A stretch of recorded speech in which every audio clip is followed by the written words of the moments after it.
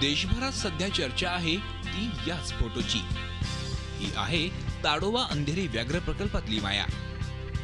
चंद्रपुरातल्या अमोल बैस या हौशी फोटोग्राफरनं ताडोबातल्या या वाघिणीचा हा मायाळूपणा आपल्या कॅमेऱ्यात कैद केला।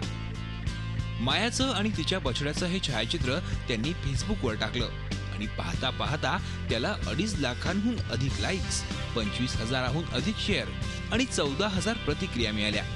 एका इंग्रजी वृत्तपत्रानं हा फोटो मुख्य पानावर छापला। वनमंत्री सुधीर मुनगंटीवार हे देखील या फोटोच्या प्रेमात पडले, इतके की येणाऱ्या प्रत्येक परदेशी पाहुण्याला ते हाच फोटो भेट म्हणून देतात। इतकंच नव्हे तर हे छायाचित्र टपाल तिकिटावर यावं यासाठी ते प्रयत्न करतायत। अतिशय सुंदर चित्र आहे आणि त्या चित्रावर आधारित पोस्ट तिकीट निघाली तर आपल्याला व्याघ्र संवर्धन संरक्षण यामध्ये सुद्धा लोकसहभाग वाढवावा लागेल।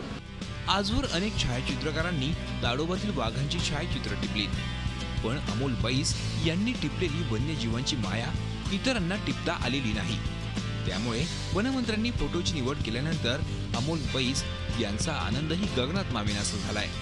ॲक्च्युली ही जी मोमेंट आहे ही वाईल्ड लाईफ फोटोग्राफीमध्ये थोडी रेअर समजल्या जाते आणि आई आणि एका कब्स म्हणजे एक फिमेल टायगरेस आणि कब्स यांचं एक छोटंसं नातं त्या फोटोमध्ये दिसतं, म्हणून लोकांनी या फोटोला खूप जास्ती अप्रिशिएट केलं।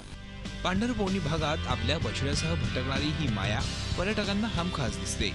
वन्यजीवांच्या वात्सल्याचा अप्रतिम नमुना ठरलेली मायाळू माया आता टपाल तिकिटावर अजरामर होणार आहे। मायाचं हे चित्र व्याघ्र संरक्षण आणि संवर्धनाच्या मोहिमेला एक नवा आयाम देणारं ठरणार आहे। आशिष अंबाडे, झी मीडिया, चंद्रपूर।